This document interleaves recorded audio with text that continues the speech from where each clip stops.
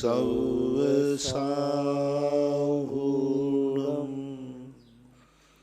पंच परमेष्टि भगवान की जय हो।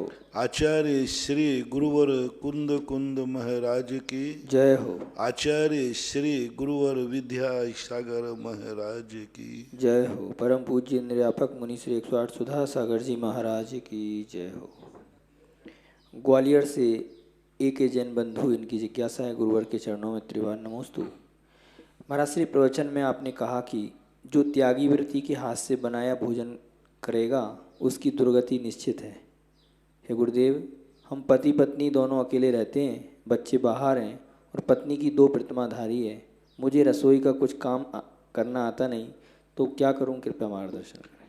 प्रसंग को समझाने पूरा नहीं समझ पाते हैं आप लोग, अधूरा सुनते हैं। परिस्थितियां हैं, कई लोग क्या है वृत्तियों को घर में भार मान कर रखते हैं और उनसे काम कराते हैं।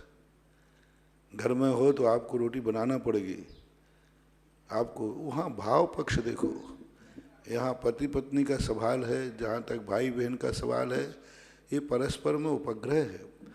वृत्ति का शोषण मत करो, वृत्ति को भार मत मानो, वृत्ति के लिए जबरदस्ती ऐसे कार्य मत कराओ उससे जो तुम तो ऐश करो और वो तुम्हारे लिए कार्य करे। तुम तो आराम से खूब सोते रहो और वृत्ति तुम्हारे लिए भोजन बनाता रहे। भाव पक्ष देखना चाहिए। ये परस्पर उपग्रह की जो बातें हैं, ये सब बातें विचारणी भावनाओं के ऊपर आधारित है। कई लोग त्यागी वृत्तियों को, इसलिए मैंने प्रसंग ये था कि त्यागी वृत्ति यदि घर में कोई भी है तो शुभ है, सगुण है। उसकी सेवा करो, उसको जहाँ तक बने उसको अपने आप में उसको अपमानित मत करो, उसकी बराबरी मत करो। ये वृत्ति तो कोई काम करता नहीं, खाता है अकेला। वृत्ति तो कोई काम करता नहीं, अकेले सबसे कपड़े धुलवाता है, धोते, कभी कपड़े धोता नहीं, गंदे तो करता है। तो ये प्रकार का जो कंपटीशन है, जो उसको स्पर्धा है, उस अपेक्षा से कथन है। बाकी ऐसी कोई बात नहीं है। अपने परिवार में परस्पर में सौहार्दपूर्ण अवभाग्य मान करके सौहार्दपूर्ण आत्मीयता के साथ यदि सेवा वैयावृत्ति की जाती है तो कोई बाधा नहीं है। अब वैयावृत्ति और सेवा अंतरंग का परिणाम चाहिए, ये औपचारिकता नहीं है।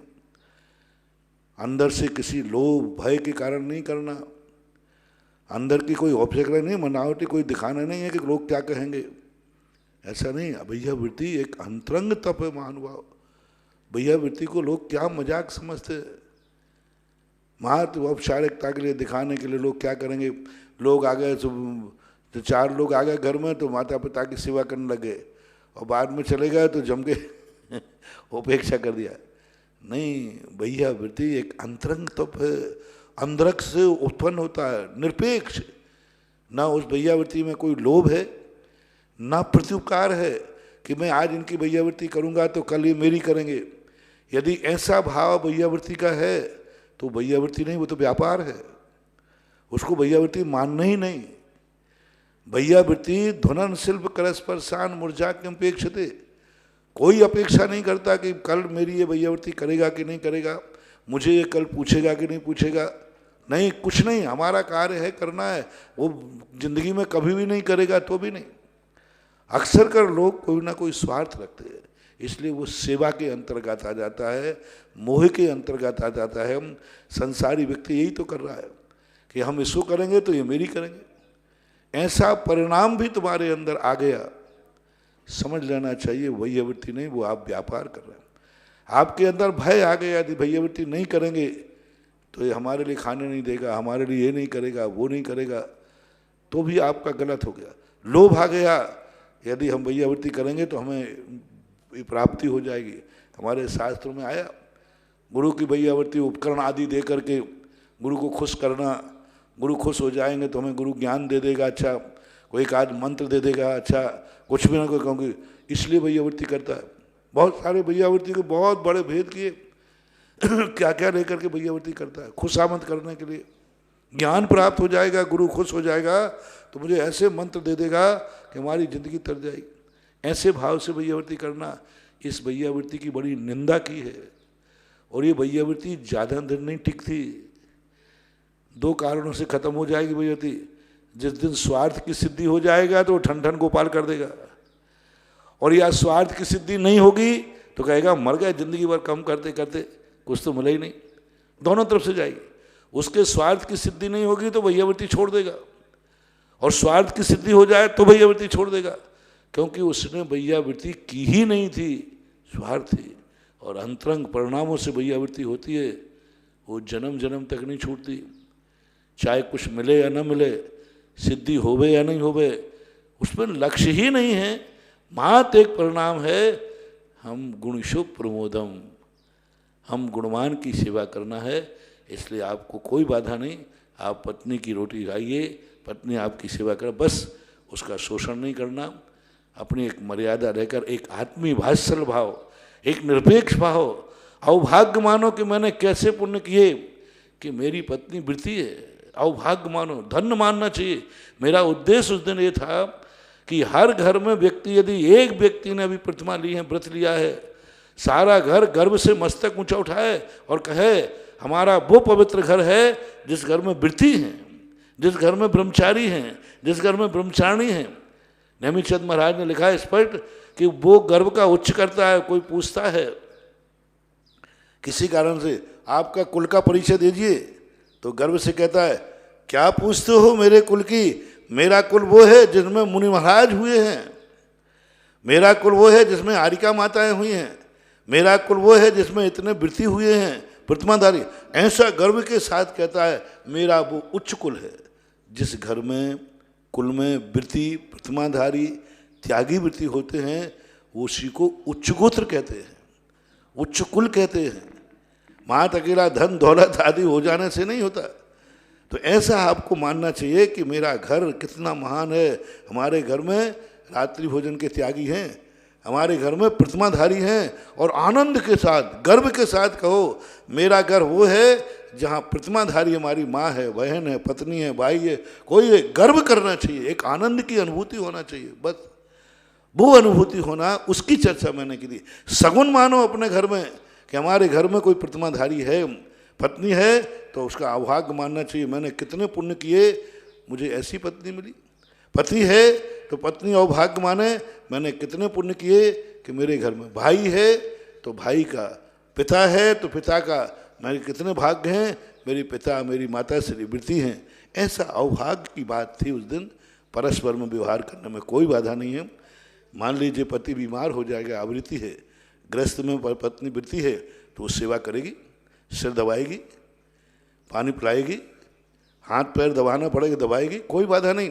मान लो कपड़े गंदे हो गए, पति आवृत्ति है, प्रतिमाधारी है वृत्ति महाराज, और पति आवृत्ति है, और कपड़े गंदे हो गए तो कपड़े साफ करेगी, उनको उठा के बैठा लेगी। पैरालिसिस हो गया तो उनकी गंदगी साफ करेगी, उठाएगी।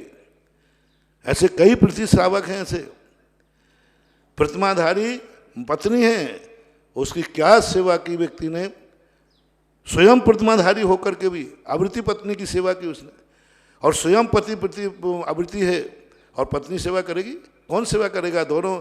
कोई व्रत ले जाने से, पति पत्नी का व्रत हो जाने से कोई छोटा बड़ा नहीं होता। वहाँ तो अपनी इन आपातकाल में सब कार्य करना चाहिए, ऐसा मानना चाहिए। औरंगाबाद से अजित कुमार राजकुमार महाजन, इनकी जिज्ञासा है महाराज श्री चरणों में नमोस्तु।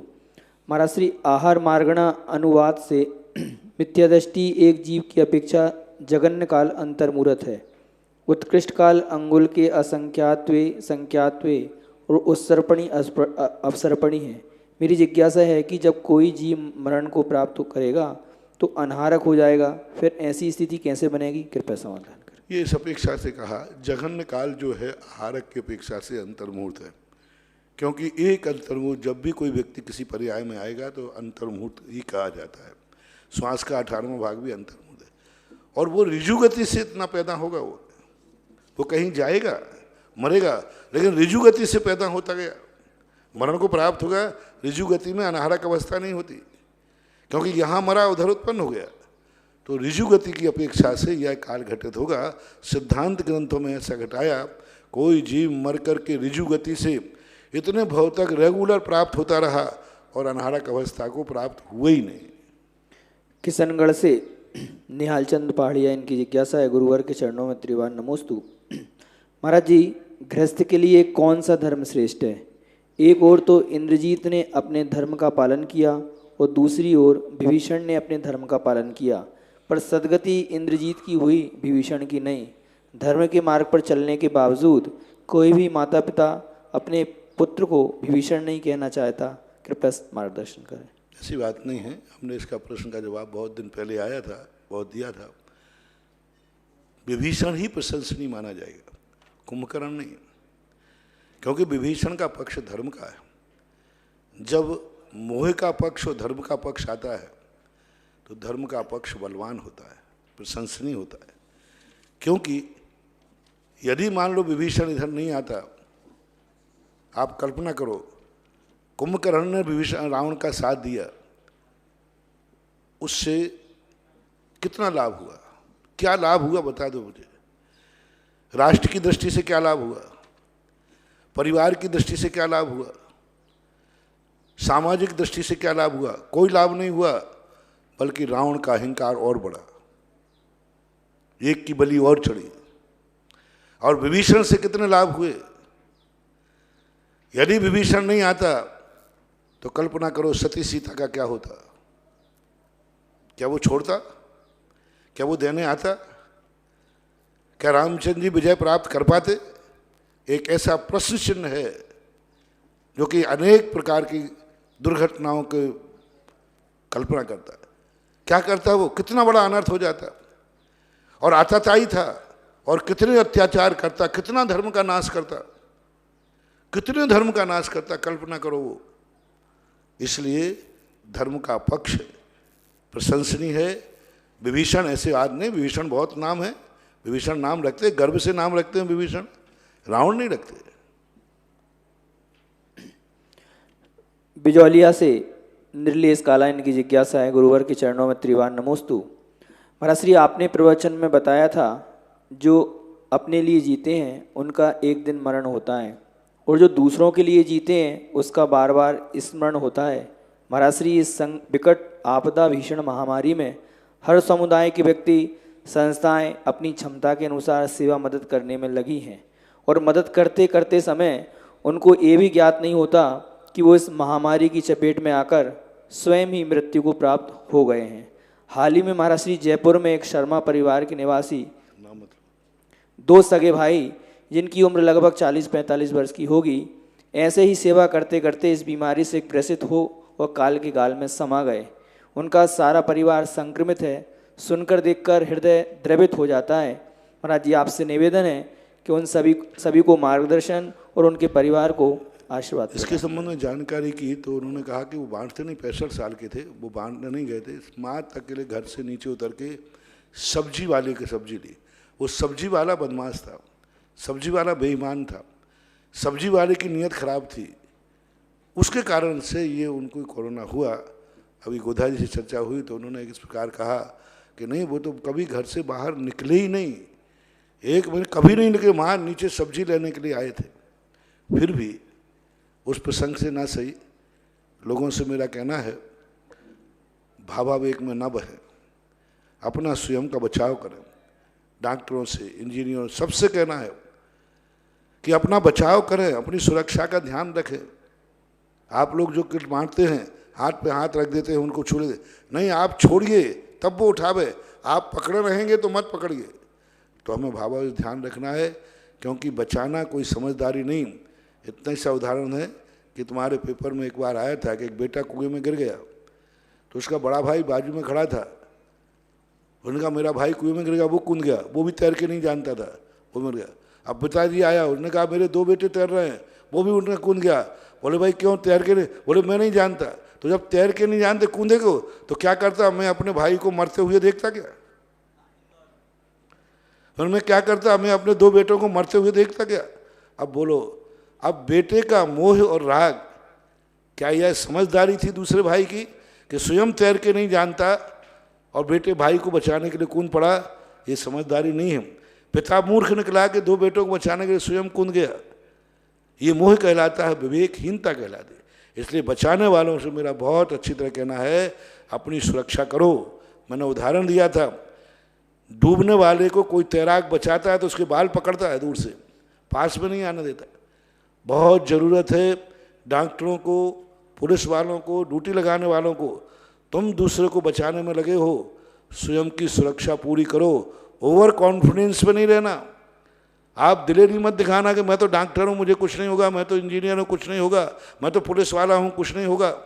नहीं, चाहे वो कोई भी हो, महाराज हो चाहे कोई भी हो, सब कुछ हो, हर व्यक्ति को सावधान रहना है। कोई ये अहंकार नहीं करे कि मैं बहुत बड़ा साधु हूँ, मेरी बहुत बड़ी साधना है, मुझे तो कुछ नहीं हो सकता है। ये दिलेरी ना दिखाएं। बड़ी कितनी बड़ी आत्मा की साधना है। शरीर तो शरीर है। तद्भव मोक्षगामी जीवों को भी वायरस हुए हैं, कोढ़ हुए हैं उनको। तद्भव मोक्षगामी मुनि बनने के बाद महातपस्वी, जिंदगी में कई बार ऐसे संकट आते हैं, जिंदगी भर की हुई साधना का पुण्य कम पड़ जाता है। तीर्थंकरों का पुण्य कम पड़ गया, इतना पुण्य लेके आए। तो किसी को भी दिलेरी नहीं दिखाना है, साधु को अपनी साधना का अहंकार नहीं दिखाना है, उसको भी सावधान रहना। इस समय साधना नहीं, सावधान होना है। साधना का अहंकार नहीं करना, सावधानी का अहंकार करना। और कुंद स्वामी ने तो सबसे बड़ा धर्म ही साधना नहीं कह के यत्नाचार का। गृहस्थों के लिए भी जो सेवाएं संस्थाएं कर रही हैं, बालक बच्चे बूढ़े सब बहुत सावधानी से काम करें, बहुत विवेक से काम करें। क्योंकि यदि बांटने वाला कोरोना से ग्रस्त हो जाता है तो फिर हमेशा के लिए बांटने वालों का बहुत बड़ा नुकसान हो जाएगा। फिर लोग कोई को किसी को बाहर नहीं जानेंगे। डॉक्टर मरीज बनता है, लोग डॉक्टर को हो जाता है तो कौन देखेगा? फिर लोग डॉक्टरों के पास दिखाना नहीं जा रहे। आजकल लोगों की सारी बीमारी गायब हो गई कोरोना के अलावा।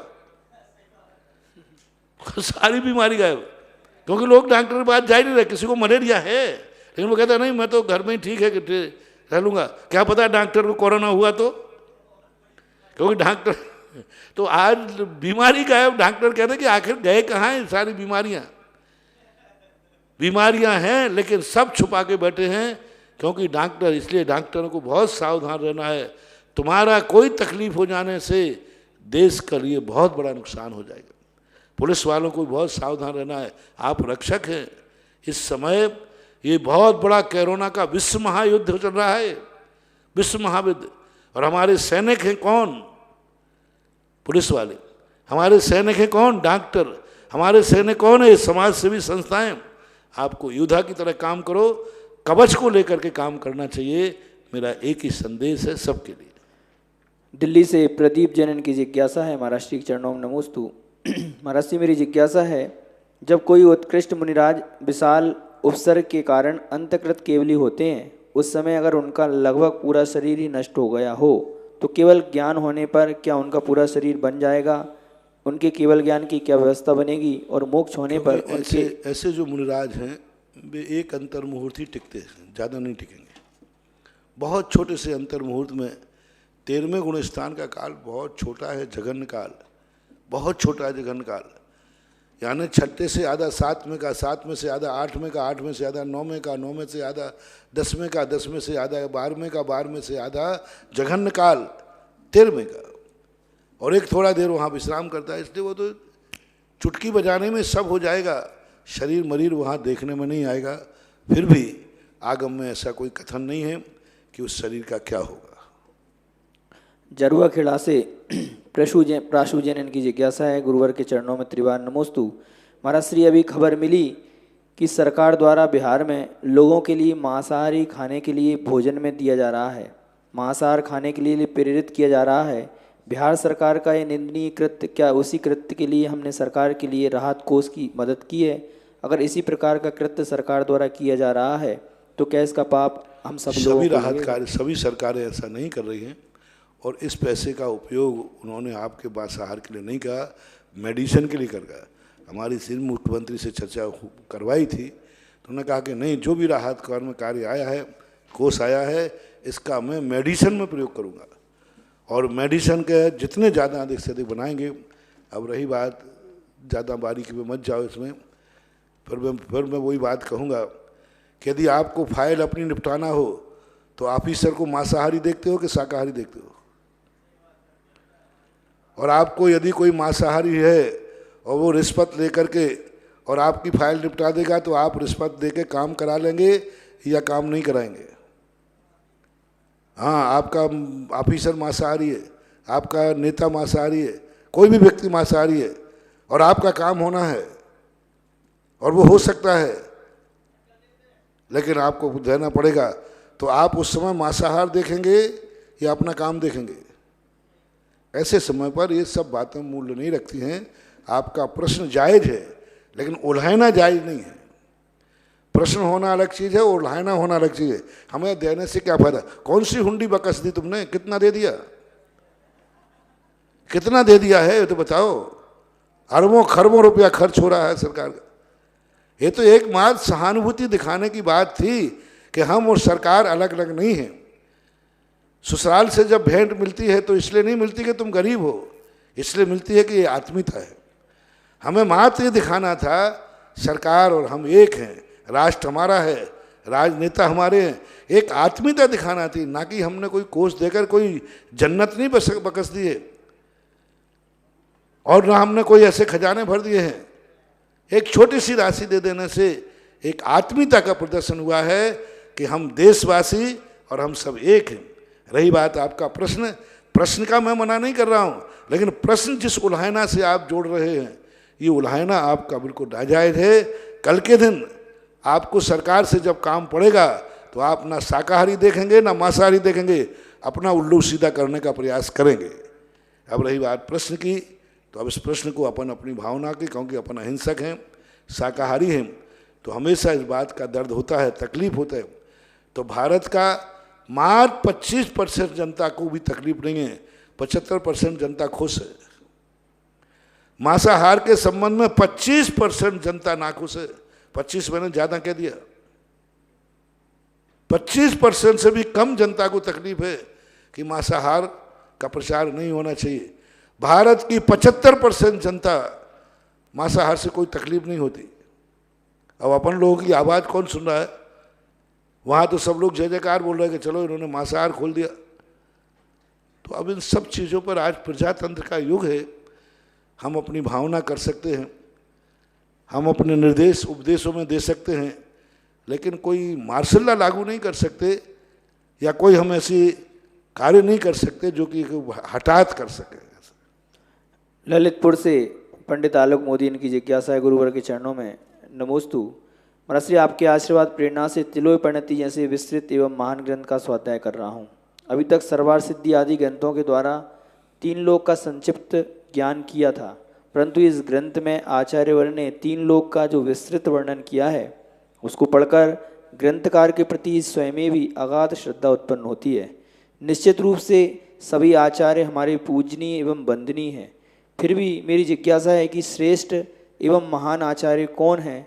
वो आचार्य जिन्होंने इतने विस्तृत ज्ञान को भी हम जैसे अल्पज्ञ ज्ञानियों को संक्षिप्त सूत्र रूप में समझाया, जैसे पूज्यवर आचार्य उमा स्वामी जी, या फिर वो आचार्य जिन्होंने उसी संक्षिप्त ज्ञान के अत्यंत विस्मृत स्वरूप को हम सभी के समक्ष प्रस्तुत किया, जैसे तिलोय परिणति ग्रंथ के रचयिता पूज्यवर यति विश्व महाराज।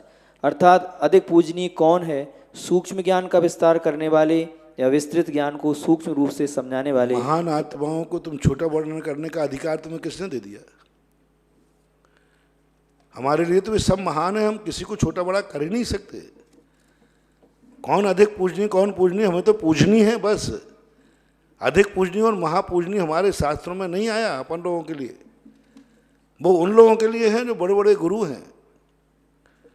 गुरु शिष्यों में कर सकता है भेद कि कौन शिष्य अधिक पढ़ा है कौन नहीं, लेकिन शिष्य नहीं कर सकता कि मेरे गुरु मेरे से कम है कि ज़्यादा है, कौन गुरु कितना है। ये तो सब महान हैं। संक्षेप रुचि वाले भी चाहिए, क्योंकि उस समय उनका संक्षेपीकरण, यदि वो 20 सूत्र नहीं लिखते, संक्षेप करने वाले बीज के समान हैं और विस्तार करने वाले फसल के समान हैं। दोनों में से क्या जरूरी है? विस्तार रुचि वाले फसल के समान हैं और संक्षेप में रखने वाले बीज के समान हैं। इन दोनों में से अधिक मूल्यवान कौन है?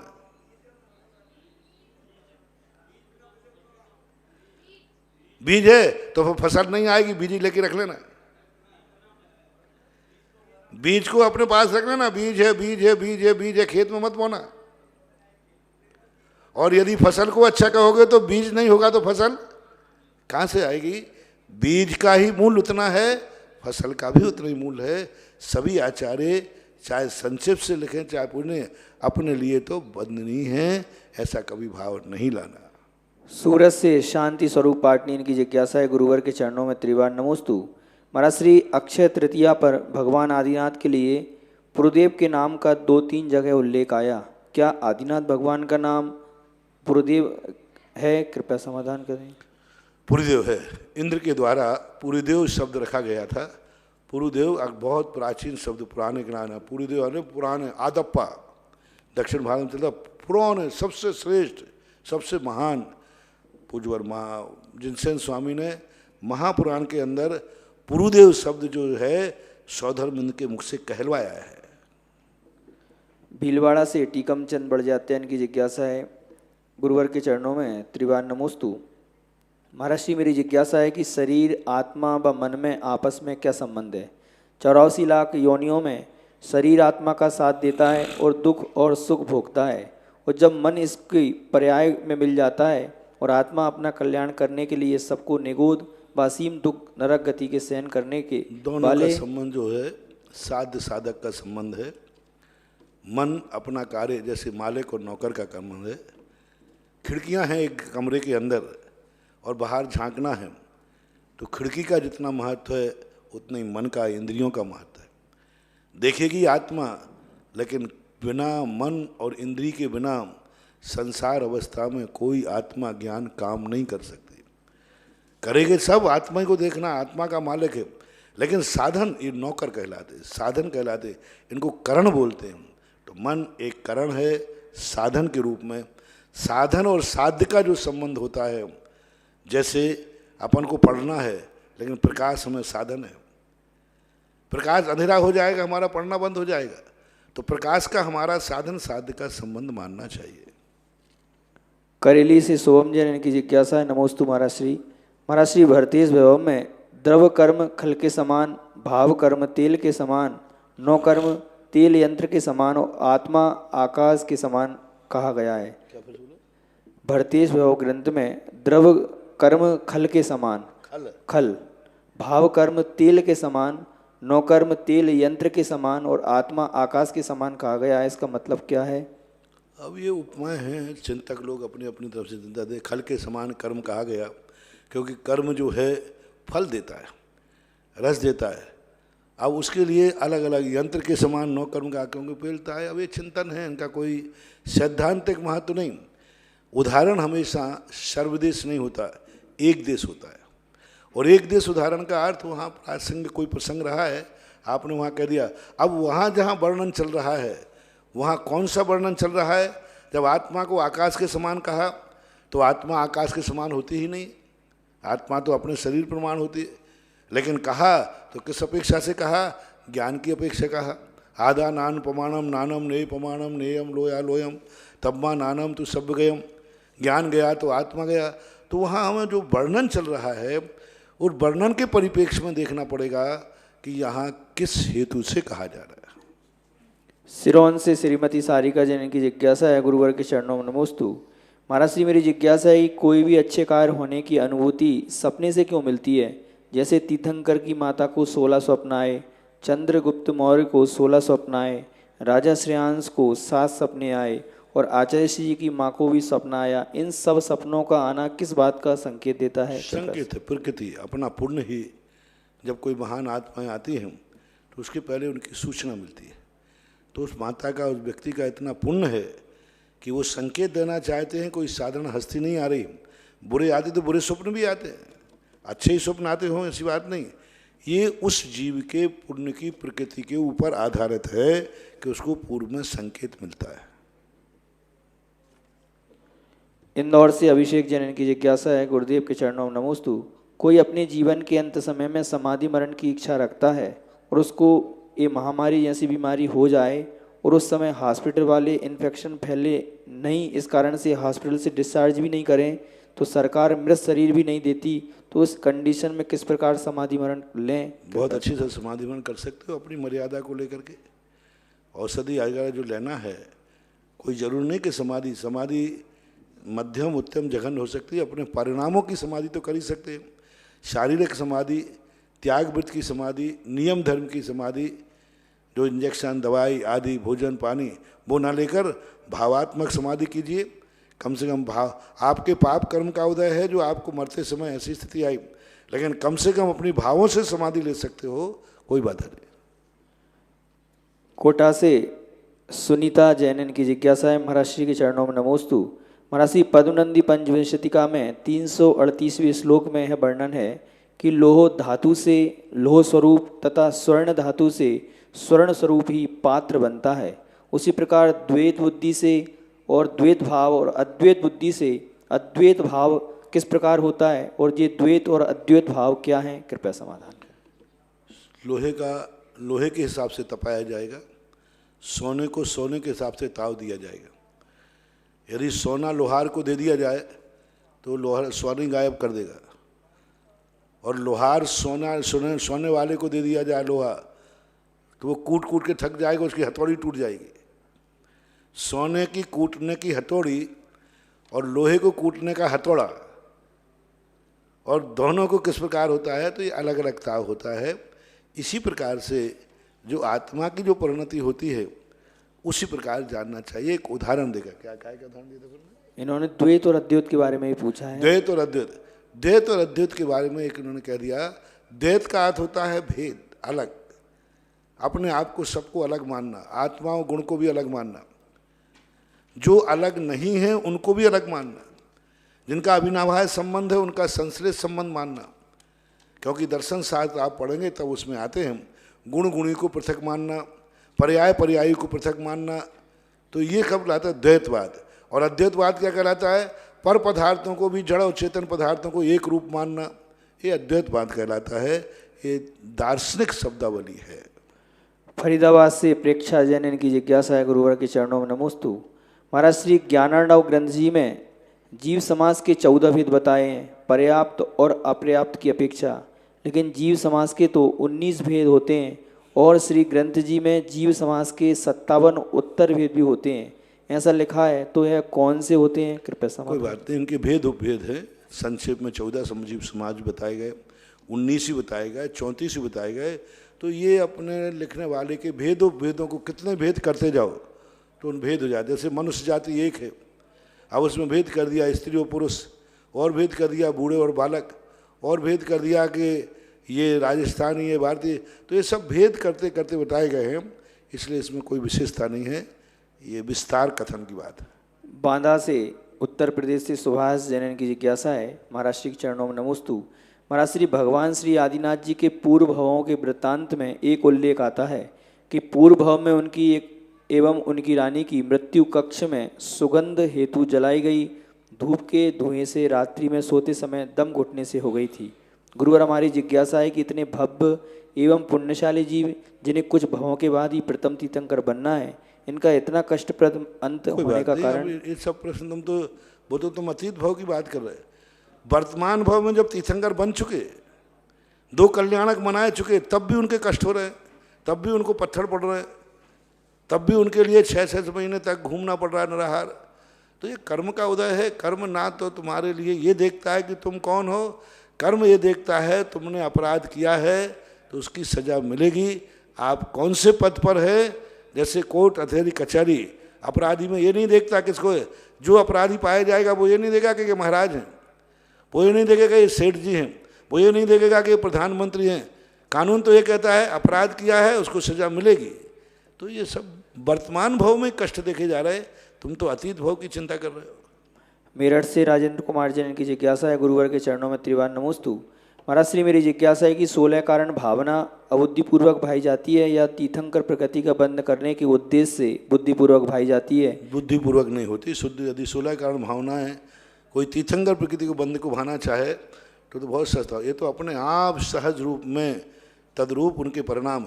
लेकिन जो बार बार बुद्धि रूप पूर्वक भाएगा वही जब समोषण में बैठा होगा तो उसके अपने आप अबुद्धिपूर्वक होगा।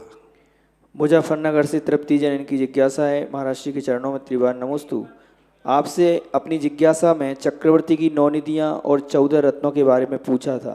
आपने बताया था कि जो जीवित रत्न होते हैं वह रहते हैं, परंतु उनकी शक्ति पहले की तरह नहीं रहती। जैसे चक्रवर्ती की पटरानी, घोड़ा और रसोइया। तो महाराज जी, मेरी इसी संबंधित एक जिज्ञासा है कि जो चक्रवर्ती 6 खंड जीतते हैं, उनका चक्रवर्ती की दीक्षा के बाद क्या होता है? क्या वे सभी 6 खंड चक्रवर्ती के पुत्र आदि को मिल जाते हैं, या चक्रवर्ती का राज्य समझ गया सिर्फ मैं। चक्रवर्ती का जो राज्य है किसी को नहीं मिलता। जैसे ही चक्रवर्ती दीक्षा लेता है, विजयार पर्वत की गुफाओं के कपाट बंद हो जाते हैं, सब कुछ खत्म हो जाता है। बेटे को पुनः राज्य गद्दी को विजय प्राप्त करना पड़ती है। महापुराण में आया कि चक्रवर्ती के दीक्षा के बाद अर्क कीर्ति को सारे राजा विरोध में चले गए। सारे राजाओं ने अपना अपना राज्य, फिर अर्क कीर्ति को स्वयं विजय प्राप्त करना पड़ा। तब वो जितना जीत पाते हैं, आर्य खंड को जीत पाते हैं, उनके लिए सब जो चक्रवर्ती का विशेष असाधारण वैभव है वो बेटे को नहीं मिलता। पुणे से मयंक शाह, इनकी जिज्ञासा है, महाराज श्री के चरणों में त्रिवार नमोस्तु। महाराज श्री, एक जीव को मोक्ष मिलने के पहले जितनी भी आयु होती है उसमें कितनी बार मनुष्य गति में जन्म मिलता है? क्या 48 बार मनुष्य गति मिलती है? क्या पूरी आयु खत्म होने के बाद अगर मोक्ष न मिले तो क्या वह जीव निगोद में चला जाता है? क्या नियम से कोई व्यक्ति यदि अपनी पूरी आयु के निश्चित 2000 सागर वर्ष में यदि मोक्ष नहीं गया तो उसे एक बार निगोद जाना ही पड़ेगा। परतापुर से नीतेश कोठारी की जिज्ञासा है, मेरे आराध गुरुवर के चरणों में नमोस्तु। महाराज श्री, आपने प्रवचन में बताया कि रामचंद्र जी ने सीता को गर्भावस्था में भी, यह जानते हुए भी, धोखे से जंगल में छुड़वा दिया। सीता के ऐसे कौन से कर्मों के कारण ऐसा उनके साथ आगम में कोई उल्लेख नहीं बता कर्म का उदाहरण, और जो कर्म का उदाहरण के कारण जिस कारण हुआ वो हम यहाँ सार्वजनिक रूप से नहीं बता सकते, क्योंकि नियम से पूर्व भव में एक क्षुल्लक शुल्कानी के ऊपर उन्होंने संदेह की दृष्टि पकड़ी थी, उस कारण से हुआ। संक्षेप विस्तार से आपको पढ़ना है तो आप पद्म पुराण जी में इसका विस्तार पढ़ सकते हैं। ललितपुर से सुदीप जैन, इनकी जिज्ञासा है, गुरुवर के चरणों में नमोस्तु। महाराज श्री, मेरी जिज्ञासा है कि क्या देवगति में तीर्थंकर प्रकृति का बंध नहीं हो सकता, और क्या तीर्थंकर बनने की कामना करने में कोई नियम से मनुष्य गति में ही उसका प्रारंभ किया जाता है और कहीं नहीं होता। बंद रह सकता है, शुरुआत तो मनुष्य गति में, फिर तीर्थंकर प्रकृति जब तक 8वें गुण स्थान में नहीं पहुंचेगा तब तक वो निरंतर बंद होता रहता है। कोटा से राजकुमार जैन, इनकी जिज्ञासा है, मुनिवर के चरणों में त्रिवार नमोस्तु। महाराज श्री, समौ शरण में 1 से 8वें तीर्थंकर तक 3 लाख श्रावक, 5 लाख श्राविकाएँ, 9 से 16वें तीर्थंकर तक 2 लाख श्रावक, 4 लाख श्राविकाएँ, 17 से 24 तक 1 लाख श्रावक और 3 लाख श्राविकाएँ होती हैं। इनकी यह संख्या पहले से निश्चित रहती है या इतनी ही जगह रहती है? बाद में निश्चित की गई है, पहले से कोई निश्चित नहीं की गई। और फिर भी सर्वज्ञ भगवान की अपेक्षा से अपन कोई भी चीज़ को नकार भी नहीं सकते। हेलो, परम पूज महाराज के चरणों में कोटि सा बारंबार नमन नमस्तु के साथ बहुत सारे भक्तों की ऑनलाइन और भी जिज्ञासाएं आई हैं, जैसे कि सौकान शुक्ला, अजित कुमार गांधी जैन, बारामती, महाराष्ट्र। ये वो परिवार है जो आपके शिविर में हमेशा आते हैं और उनकी बहुत सारी जिज्ञासाएं रहती हैं। उनकी सबसे प्रमुख जिज्ञासा है कि मैं परिवार के साथ आपके चरणों में बारंबार नमस्तु करता हूँ, क्योंकि आप नहीं हमारे लिए सूरज की तरह सूरज हो, आपकी वजह से हमारे जीवन में उजियाला है, इस उपकारों को कैसे चुकाएंगे? भगवान, मेरी जिज्ञासा है कि 2 बस पूर्व 10 लक्षण में आपने जो ध्यान लिया था वो एक दिन के लिए टीवी पर दिखाया था, उसमें आपने अरहम, हम, डम, रम, तम, ओम, बम, ईम, ओम, एम, अरंताय नमः ये जाप करने के लिए कहा था। तो क्या भगवान हम महिलाएं ध्यान नहीं कर सकते? तो क्या ये जाप कर सकती हैं? क्या हम वृत्ति जीवन पाल रहे हैं? जाप कर सकते, जाप करने में कोई आपत्ति नहीं। जाप अलग है, ध्यान अलग है। ध्यान में तद्रूप होना पड़ेगा, ध्यान में उसके लिए अलग विधि होती है, जाप करने में कोई बाधा नहीं। इसी परिवार ने महाराज श्री महाराष्ट्र में जो इस समय कोरोना महामारी से पीड़ित परिवार हैं, उन परिवारों को 100 परिवारों को गोद लेने की भावना भाई है। 100 परिवारों की भोजन की व्यवस्था ये परिवार स्वयं वहाँ से बारामती से बनाएंगे। 200 परिवारों को, इस परिवार है अजित कुमार शुक्ला, नमोकार, दर्शना, सूरज, समता, डॉक्टर चेतना, कुमारी देसना, चिरंजीव, संदेश, गांधी, बारामती, महाराष्ट्र वाले 200 परिवारों को महाराज श्री श्रीमती मुन्नी देवी, ज्ञानेंद्र, संजय, नीरज, गदिया, सूरत वालों ने कहा कि महाराष्ट्र वालों को हम अपनी तरफ से व्यवस्था बनाएंगे। 1 महीने की जो व्यवस्था चल रही है वही चल रहा है, 1 महीने का। 31 परिवारों को सुशीला राव साहब 18वें कोल्हापुर और 100 परिवारों को सुभाष चंद्र जैन, डॉक्टर सरोज रेणु जैन, डॉक्टर अंजलि जैन, आदित्य आरब सोनीपत वालों ने कहा कि हम उस परिवार को भोजन सामग्री उपलब्ध बहुत कराएंगे। अच्छा है, सब लोग अपने अपने स्थानों पर तैयार हो रहे हैं और जिनके जैसे नाम आते जाएंगे उनको वहाँ बता दिया जाएगा। बस इतने ध्यान रखना, आपने जो संकल्प किया है इसको एन के एन प्रकार में बांटना ही नहीं है। नहीं तो आप कहो हमने तो 200 का संकल्प किया है तो अब वो बांट नहीं है तो किसी को नहीं, महाराज के लिए, सबके लिए योग्य व्यक्ति को देना है। जिसके पार पहुंचना चाहिए वो उसी के पार पहुंचना है। अपन को मात बांटना उद्देश्य नहीं है। आपके लिए पुण्य उसमें नहीं लगेगा कि आपने कितना बांट दिया, पुण्य उसमें लगा है कितना सही लोगों के पास पहुंचा। तो आप अपनी पूरी ताकत लगाकर सही लोगों के पास पहुंचना है। आपने जो संकल्प कर लिया है ये आपका संकल्प पुण्य का कारण है, लेकिन आपको यदि नहीं मिले तो इतना बांटना ही है, ऐसा कोई नियम नहीं है। जहाँ जरूरत है वहाँ जितना अपन लेट होते जाएंगे उतना ही तुम्हारे इस दान की कीमत बढ़ती जाएगी, उतना ही जरूरत बढ़ती जाएगी। क्योंकि अभी अपन देख रहे हैं कि कोई भी कहीं से खबर नहीं है कि लॉकडाउन थोड़ा बहुत ढीला देने पर कोई पर बढ़ ही रहा है। मतलब कहीं से भी अभी एक खबर नहीं आ रही है कि कोरोना पे कंट्रोल हो रहा है। हर स्थान से डेंजर खबरें हैं। इससे सिद्ध है कि आगे आगे स्थितियां आपका दान बहुत मूल्यवान है, आपकी ये भावना बहुत मूल्यवान है। इस दान भावना को लुटाना नहीं है, इस दान भावना को बहुत धीरे धीरे चलने दो। आप जल्दी नहीं करना कि 8 दिन में लुटा दो, 15 दिन में लुटा, महीना नहीं, चलने दो। अभी ये चलने दो, जब तक चलती जाए तब चलने दो, जल्दी नहीं करना। मैं बार बार शुरू से बोल रहा हूँ। कई संस्थाओं ने लाखों रुपए का बांट करके और अब शांत बैठ गए, अब उनके पास पैसे नहीं बचा और ऐसे लोगों के पास पहुंच गया जिनको जरूरत ही नहीं थी, और अब जब जरूरत है तो उनके पास कुछ है नहीं। इसलिए दानी लोग उतावली नहीं करें, भावावेश नहीं करें, बहुत संतोष रखें। आपको समय समय पर निर्देश दे दिए जाएंगे।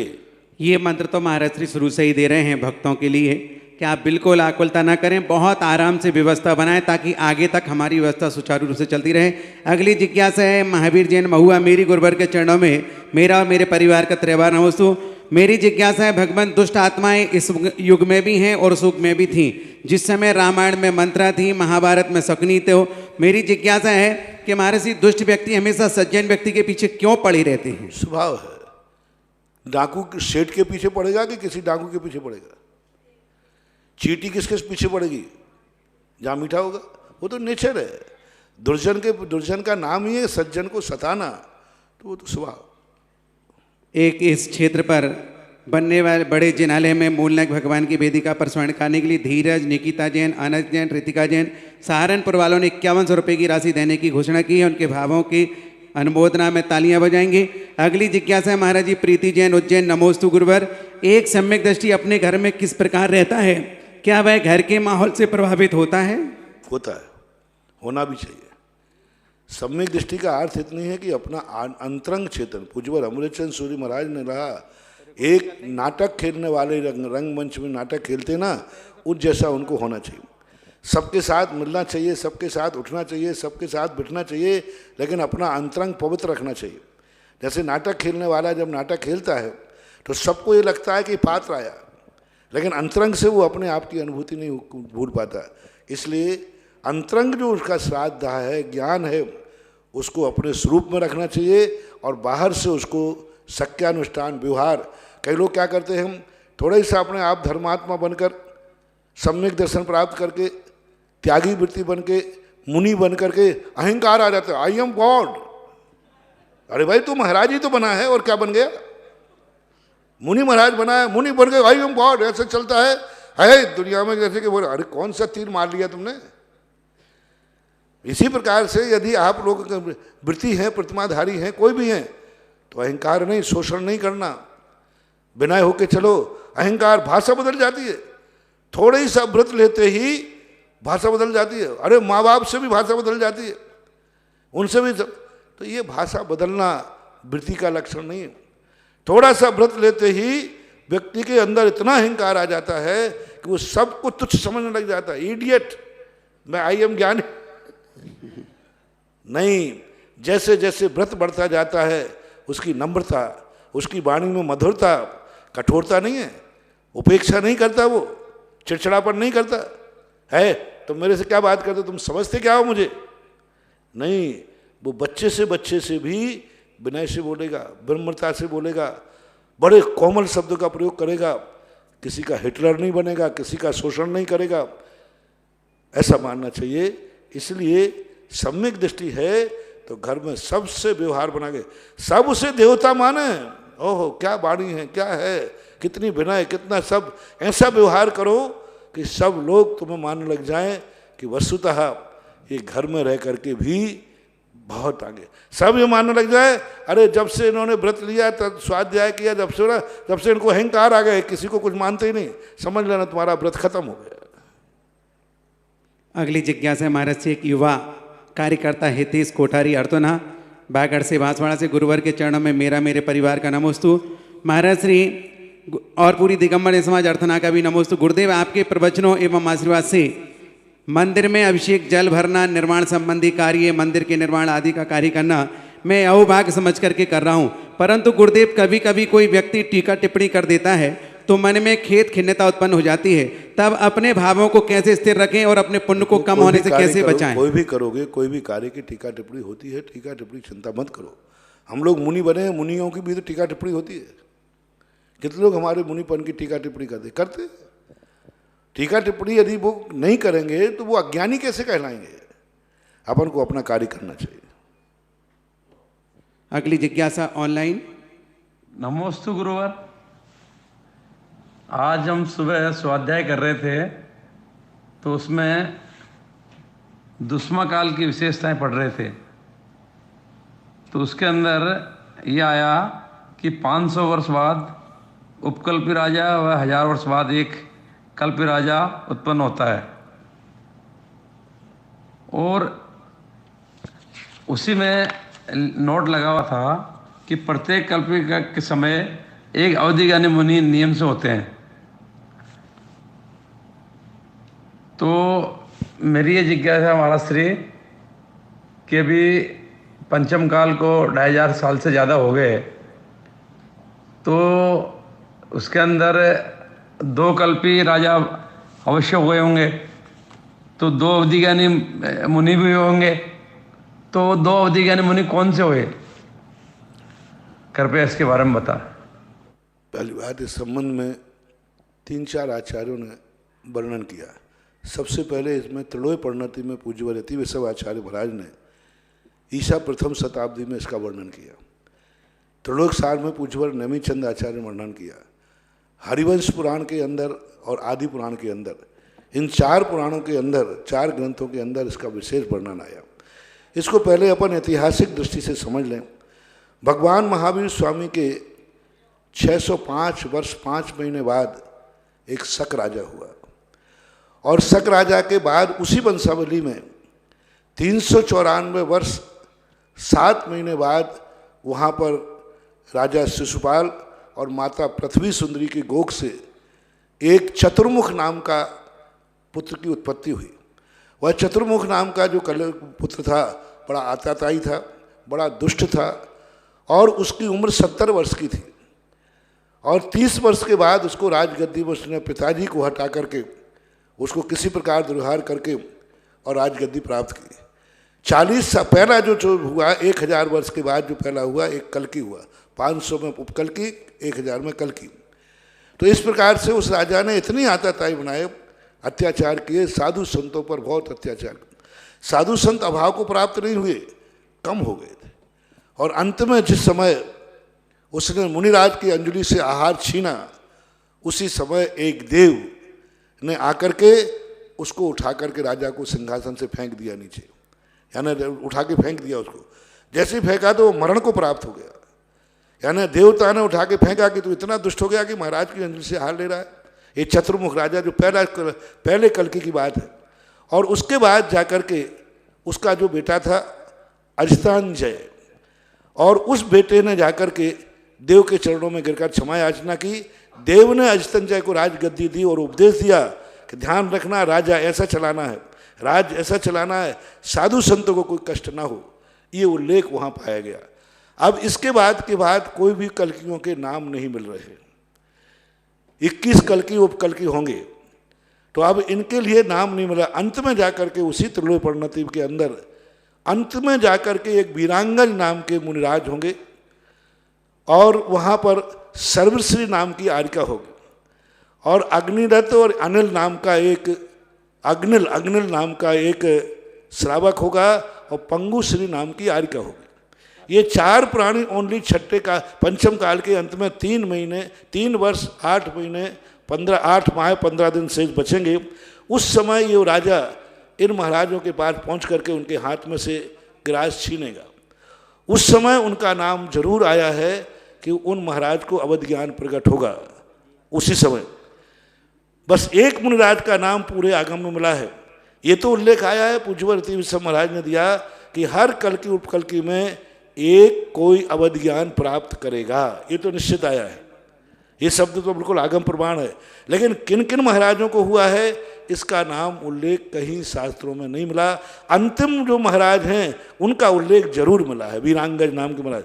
लेकिन अब यहाँ इसका समाधान जो आप कह रहे हैं, हम 2 मुनिराज जरूर अवध ज्ञानी हो गए होंगे।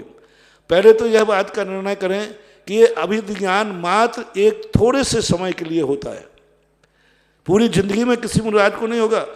जब वो किरास उठाएगा,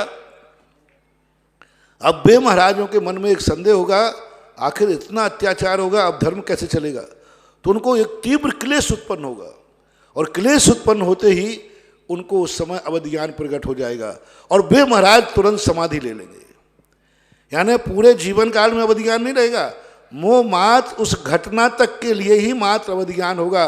और जिनको वो अवध ज्ञान होगा बहुत अल्प समय के लिए, बहुत अल्प समय के लिए ज्ञान होगा। और वो अल्प समय यहाँ जो पंगुश्री का और वीरांगद का आया, वहाँ मात्र 30 दिन तो उनकी समाधि हो गई। मात्र उतनी घटना को लेकर अवध ज्ञान होगा, क्योंकि अवध ज्ञान का जघन्य काल एक अंतर मुहूर्त है। अवध ज्ञान का जघन क्षेत्र अंगुल के असंख्यात्म भाग प्रमाण है। तो वो जो अवध ज्ञान होगा वो बहुत अल्प उस घटना संबंधी होगा, वो और किसी में नहीं लगा पाएंगे और किसी को वितरित नहीं कर पाएंगे। अवध ज्ञान से जान करके कोई उपदेश प्रवचन नहीं दे पाएंगे। वो तो मात्र उस समय मरण के समय, घटना के समय उस घटना संबंधी जानने के लिए अवध ज्ञान होगा और वो अवध ज्ञान खत्म हो जाएगा। जैसे मैंने कहा ना, अवध ज्ञान का जघन्य काल एक अंतर मुहूर्त है। अभी प्रकट हुआ, एक अंतर मुहूर्त में ही वो अवध ज्ञान का खत्म हो जाएगा, उसको फिर ज्ञान नहीं आएगा, याद नहीं आएगा। अभी 1 मिनट को याद आया, ऐसा क्यों हुआ, सब आ गया और एक अंतर मुहूर्त बाद वो अवध ज्ञान खत्म हो गया। जैसा कि वीरांगज नाम के महाराज को अवध ज्ञान उसी समय उत्पन्न कराया, उसके पहले वो जिंदगी भर जी रहे थे तब अवध ज्ञान उत्पन्न नहीं कराया। जिस समय ये घटना घटी उसी समय अवध ज्ञान होगा। वो एक घटनाप्रद अवध ज्ञान है, उस घटना के लिए है, ना कि उनके जीवन काल के लिए है। तो ये निर्णय इसमें मानना। रही बात अब नाम की, कि वो भी एक अंतर मुहूर्त के लिए भी अवध ज्ञान हुआ, वो किनको हुआ ये आगम में कहीं उल्लेख नहीं मिला। हो सकता है ये उल्लेख कहीं नष्ट हो गया हो, उपदेश का अभाव है, लेकिन नाम भले नहीं मिला, लेकिन ये तो निर्णय हो गया कि वो अवध ज्ञान और किसी काम में नहीं आएगा। उस घटना संबंधी तात्कालिक थोड़ी देर को होगा और नष्ट हो जाएगा। तो ये मिलता है। और प्रत्येक कल्कि और कल्कि उपकल्कि मर करके प्रथम नरक में जाएंगे, 1 सागर की आयु प्रमाण नरक में वो जाते हैं।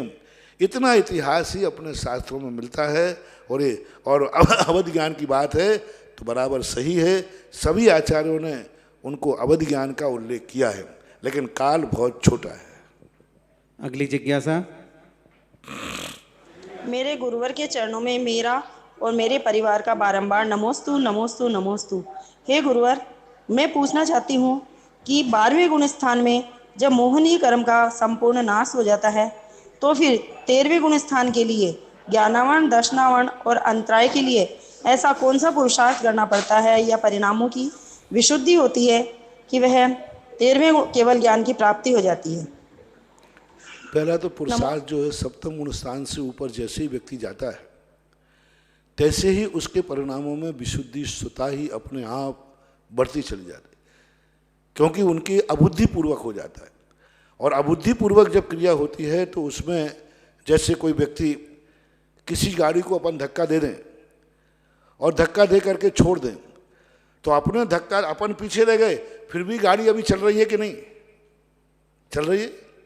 फिरकनी को अपन यूँ घुमा देते हैं, अपन नहीं घुमा रहा, फिर भी वो अपने आप घूमते। इसी प्रकार छठे गुण स्थान में जब व्यक्ति बड़ी विशुद्धि बढ़ा करके, जैसे वो सप्तम गुण स्थान में छलांग लगाता है, फिर वो सप्तम से अष्टम, नौवें, दसवें तक बढ़ता जाता है, और उसकी विशुद्धि जो पूर्व पुरुषार्थ है उस पुरुषार्थ से प्रेरित होकर के विशुद्धतर होती जाती है।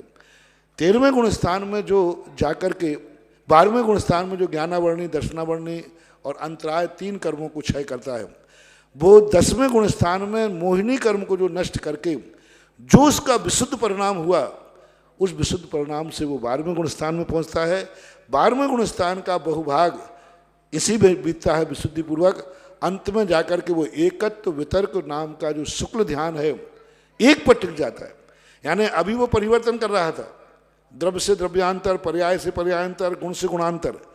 अब जैसे ही गया 10वां गुण स्थान खत्म हुआ, उनमें से आखिरी में जिसको ध्यान कर रहा था उसी पर टिक गया। जैसे कि आपके घड़ी का पेंडुलम घूम रहा है, यूं घूम रहा है, घूमते घूमते और बंद होना है तो अब वो एक पर टिक गया। तो पेंडुलम यदि ऐसा टेढ़ा है तो टेढ़ा ही रह जाएगा, सीधा है तो सीधा रह जाएगा। इसी प्रकार 10वें गुण स्थान में तक जो पृथकत्व वितर्क विचार नाम का शुक्ल ध्यान था, उसमें जो विषय बनाया था उनमें से किसी आखिरी में एक पर टिक जाता है, और वो एक पे जैसे कंसंट्रेटेड होता है उस समय उसके अंदर ऐसी विशुद्धि बढ़ जाती है कि ज्ञानावर्णी, दर्शनावर्णी, अंतराय तीनों को एक साथ क्षय कर देता है।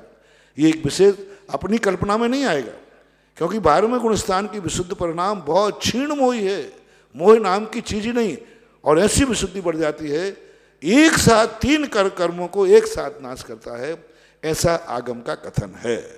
अगली जिज्ञासा नरेश जी, मुंबई। गुरुवर के चरण में नमोस्तु। क्षयोपम सम्यक दृष्टि जीव 4 से 7वें गुण स्थान में द्वितीयोपम सम्यक दर्शन कैसे प्राप्त कर सकता है, कृपया समाधान करें। चौथे गुण स्थान से 4 से 7वें, 4 से 7वां गुण स्थान जो है, क्योंकि द्वितीयोपम सम्यक दर्शन जो होता है वह श्रेणी में ही होता है। 6वें गुण स्थान के बाद जब सप्तम में जाना शुरू होता है, अष्टम गुण स्थान से उपसम संज्ञा प्राप्त होती है। 8वां, 9वां, 10वां और 11वां ये 4 गुण स्थान द्वितीयोपम सम्यक दर्शन के कहे गए। अब इनके अंदर सप्तम गुण स्थान में तो मुनिराज अधा प्रवृत्तिकरण करके उपसम श्रेणी में जाता है, उस अपेक्षा से उपचार से कह सकते हैं।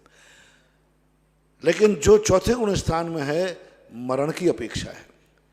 कोई जीव यदि श्रेणी चढ़ रहा है और श्रेणी में जब मरण को प्राप्त हो जाता है, तो उस अपर्याप्त दशा में उसका द्वितीयोपम सम्यक दर्शन बना रह सकता है। तो मरण की अपेक्षा अपर्याप्त काल में द्वितीयोपम सम्यक दर्शन की दशा कही गई। बाकी द्वितीयोपम सम्यक दर्शी प्रारंभ दशा और की मात्र मरण की अपेक्षा और अपर्याप्त दशा की अपेक्षा ही जानना चाहिए, ऐसा जानना चाहिए। पहले जो ऑनलाइन जिज्ञासा सुन रहे थे वो अशोक जी पाटनीहार के वाले थे। देखो इतने व्यस्त होने के पश्चात भी उन्होंने जिज्ञासा स्वाध्याय करके भेजी थी। और अभी ये जो जिज्ञासा है श्रीमती सुशीला भाभी प्रतिमाधारी, गुरुवर के चरण में नमोस्तु। समाधि संलेखना कितने दिन पहले से करना चाहिए, उसमें भाव कैसे होना चाहिए, त्याग कैसे कैसे करना चाहिए, गुरुदेव समाधान। समाधि का जो समय काल होता है वो हमेशा अपने जीवन में जब संयम का पालन नहीं हो, अप्रतिकार बीमारी हो जाए, निप्रतिकारे जोशिताम संलेखना मारणांतिकिम जोशिता, मरण का निकट आ गया, निश्चित हो गया कि अब मेरा मरना निश्चित ही है। अब वो किसी भी कारण से हो सकता है, बीमारी से भी हो सकता है, आयु के क्षय का भी निर्णय हो सकता है, और दूसरा संयम की बाधना है।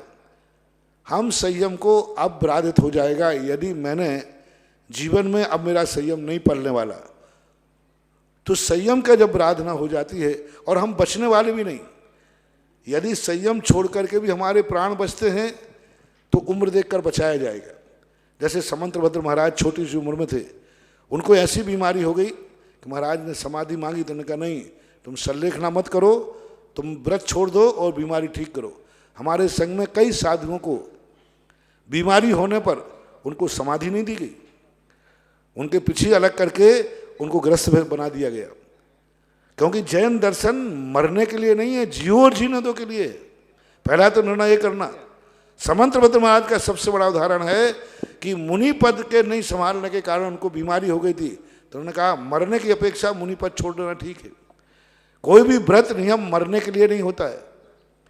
लेकिन जब ये तो हुआ एक बात, लेकिन जब निश्चित है कि हम व्रत छोड़ दें तब भी मरना है, मुनि पर छोड़ दें तब भी मरूंगा, तो फिर आचार्य कहते हैं जब हर हालत में मरना है तो फिर व्रत मत छोड़ो, सल्लेखना दूर करो। तो रोग निप्रतिकारे, जब रोग का कोई प्रतिकार नहीं है दुनिया में, कोई दवाई नहीं है, डॉक्टर ने स्पष्ट कह दिया अब इसका कोई इलाज नहीं, मरना नहीं चाहिए, उस समय सल्लेखना लेना चाहिए। जिस समय हमें आभास हो जाए कि अब मेरी उम्र ज़्यादा नहीं है, किसी निमित्त संकेत मिल जाए तो भी सल्लेखना लेते गए। और सल्लेखना का जो क्रम है बड़े विस्तार से पूज्यवर शिव कोटि महाराज ने भगवती आराधना के अंदर लिखा कि सबसे पहले वह अपने सब कुछ छोड़ करके, परिवार आदि सब छोड़ करके, परिग्रह प्रमाण आदि नहीं, सब मात्र अकेले वस्त्रों के अलावा कोई भी चीज अपने पास नहीं रखेगा ग्रस्त, तब सल्लेखना की शुरुआत होती। कुछ भी नहीं, मात्र वस्त्र ओनली, खाने का सामान भी नहीं, रहने का मकान भी नहीं, सुना, मात्र अकेले शरीर का वस्त्र रखेगा, क्योंकि गृहस्थ अभी उतना वस्त्र रख करके सब कुछ त्याग करके सल्लेखना लेगा, क्षेत्र न्यास करेगा। क्षेत्र न्यास करने के बाद सबसे पहले वह अपने भोजन में गरिष्ठ छोड़ेगा, रस रस छोड़ेगा, फिर धीरे धीरे 6 रसों में से त्याग करेगा, फिर धीरे धीरे कम करते करते अंत में पानी पे आएगा और अंत में पानी भी त्याग देगा। संक्षेप में इतना ही। पूर्य परम पूज्य निर्यापक श्रमण मुनि पुंगव श्री सुधासागर जी महाराज की जय। जिनवाणी माता की जय। जिनवाणी के ज्ञान से सूझे लोकालोक, सुवाणी मस्तक धरो सदा दे।